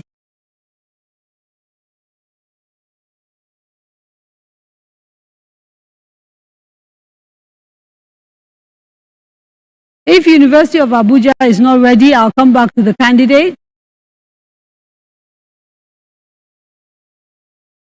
Abuja is not. Let's shout. I can see them, so I don't understand why we can't hear them. Okay, can you hear me now? Can you hear me now? We can hear you. Go ahead, please. Okay, good evening, Kadaria. Thank you for joining us here at the University of Abuja. Quite an engaging conversation there. The students actually have a bunch of questions, but because of time, we'll just take 2 questions. I'm starting with Mansour. Mansour, please go ahead with your question. Stand up. Good evening. My name is Mansour Abdullahi from the Department of Microbiology. Sir, if by chance you are the president of Nigeria today, my question is, how do you intend on resolving the issue of IPOB in the Southeast? And then the second question I have is, how do you intend to resolve the issue of girl child education and early marriage, which is rampant, especially in the north. Thank you, sir. Okay, thank you, Mansoor. The second person is Lukman. Lukman? Hello, good evening. Hello, good evening. My name is Lukman Zukulai Temitayo from Department of Animal Science. My question goes thus. If you are being intended as Nigerian president, how do the candidates intend to curb the menace of unemployment and ensure that students, after leaving school, are equipped with the right skills to ensure that they are employable and their job for them? Thank you very much. You know, we are on the NTA. The 9 o'clock news is sacrosanct. They will not allow us to go beyond that time. So to recap the questions quickly, and if we could have short answers, modular refineries and how the people of Bayelsa sort of use them, and they're very useful. The issue of overflooding, how to deal with IPOB, early marriage, and how to give people skills to ensure that they're employable. Thank you very much. Now, you see, on the issue of refineries, I remember when I was in the cabinet, we took a decision at that time, after a lot of studies, that these 4 refineries should be sold to Nigerians. Very, very serious Nigerians who would take over and, of course, run them privately, so that at the end of the day, government can benefit from taxes and so on. And that is still the position. At that particular time. But unfortunately, the administration that came in decided not to sell it. And only would you do that? God knows how much money this country would have lost in this number of years. Of course, we have to involve our businessmen and women. And we have to keep our eyes everywhere to make sure that whatever we do is not only in the interest of individuals or a group of few people. So we will do whatever it takes. Now we know the Dangote refinery is coming on board. We will do whatever it takes to encourage them so that it becomes a success, because its success is not only the success of the businessman or women who are there, but the success of this country. The issue of overflooding, you see, there are so many problems. It's not only in the south that we have overflooding in this country. In fact, we have a lot of overflooding or flooding when I was governor, and that was why we built so many villages and donated those houses free of charge. Meaning we moved out so many villages that were in low-lying areas, especially in Warawa local government, in Makoda local government, in Uchi local government, even my own local government. So will you do whole-scale movement of people? You see, first and foremost is that so many people in some cases are building in low-lying areas. Government must look at that. Government must move as many people as possible out.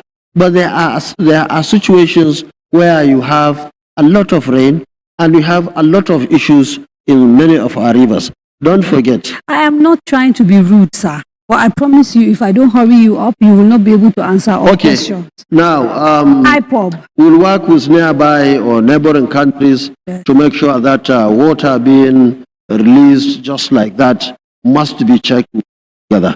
And before I forget, I have to remind you also that this is my area of specialization. Yes. That's why I had my PhD in all this movement of water and so on.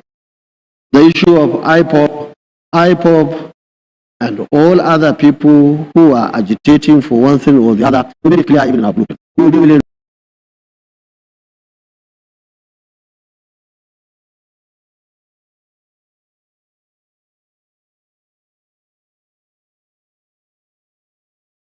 Takes to ensure that those who are agitating will come and put it on the table and make sure that the right thing is done.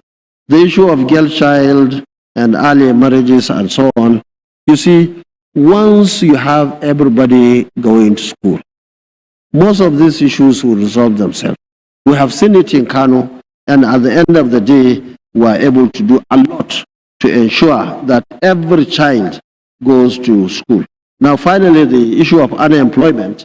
Yes, all what we are going to do, I'm sure the young men and women must have heard the issue of 1 million soldiers, 1 million police, of course, expanding our universities, providing infrastructure for companies, for I'll give industries, and so you on. a minute to round up at the end, but let me quickly ask Bishop one question before we go.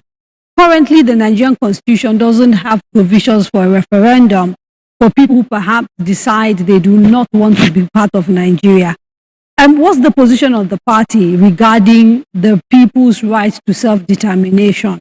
Once you are in government, would you be willing to consider some sort of constitutional review that allows people to go to referendum to decide whether they want to remain with Nigeria or not?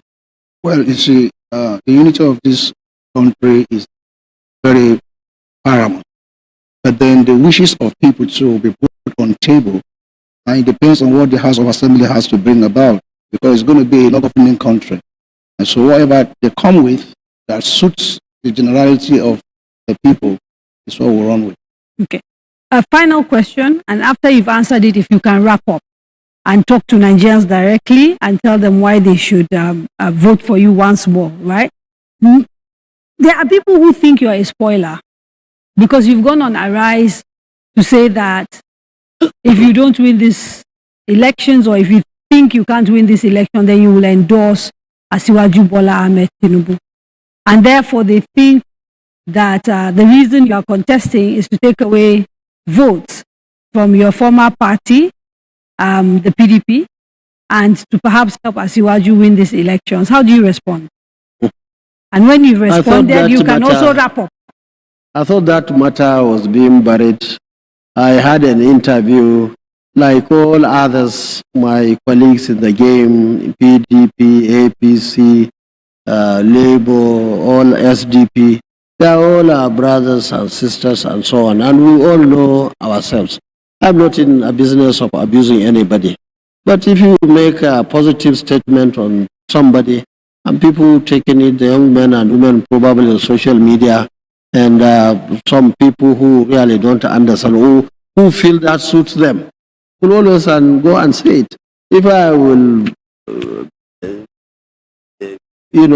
say that I will leave it for one of them or any one of them, then why I'm in this game? Look, this NNPP today has more contestants, candidates, than most of these parties, even among the two so-called old parties. So, you see, we are very serious about it. And today, I was reading some papers. Even INEC is preparing for second ballot. Now, why? Because serious people are in the game. To the extent that it is even thinking today, unlike what happened from 1999 to date, that there may be so if there's a second ballot and you're not on that ballot, will you support a candidate? Let me tell you clearly, I agree with them today. But give us till January next year, you will see what we can call the real party in this country. We started from the bottom, from zero, and we are building. Now they are putting us among the four. Sometimes they put one picture or the other before our own. Let me tell you, just for the records, take note of it. Wait and see what happens between now and January. You see, all the so-called three parties, they are losing grip. It's just, and there is nothing, absolutely nothing, any of them will do to change this trend coming down. It's only the NNPP whose graph is going up.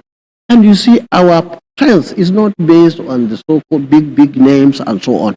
We are going to the grassroots. The way we are playing it is so sophisticated, is such that nobody can go and change the trend now, because people have accepted. People are looking for positive change, especially those who know us. Either directly, people are saying Northwest, Northern Nigeria, yes, even the Southern Nigeria now, because our main job now is for Nigerians to know us and know what we stand for. And last few words, 30 seconds, Bishop Idahosa. The young man talked about inflation. We are going to improve on productivity. We're going to ensure that there will be diversification into agriculture so people are able to find themselves. We will consume what we produce and produce what we consume. We will ensure that people patronize made in Nigerian goods. That way, we are going to stop capital flight, whereby people siphon our resources abroad. We're going to cut the cost of governance. We're going to block leakages. I wish you'd been here a little bit earlier so you could have told me the how. Yeah. As it is now, unfortunately, we have the how. Can I take them? We have run out of time. Word.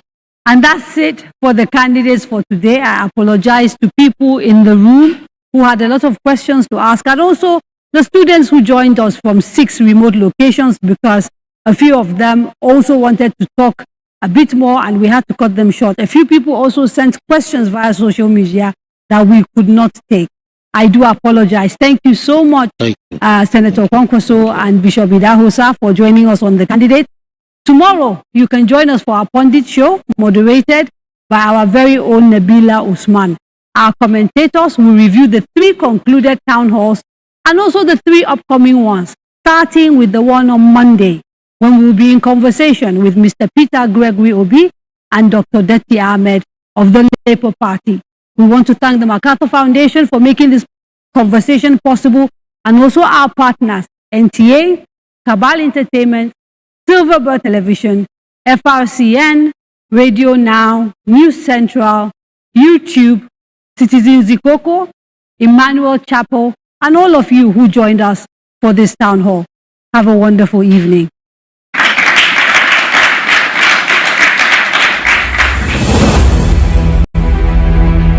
Daria Media, in association with Cabal Entertainment, presents The Candidates, a presidential town hall meeting series where the presidential candidates of the 6 leading political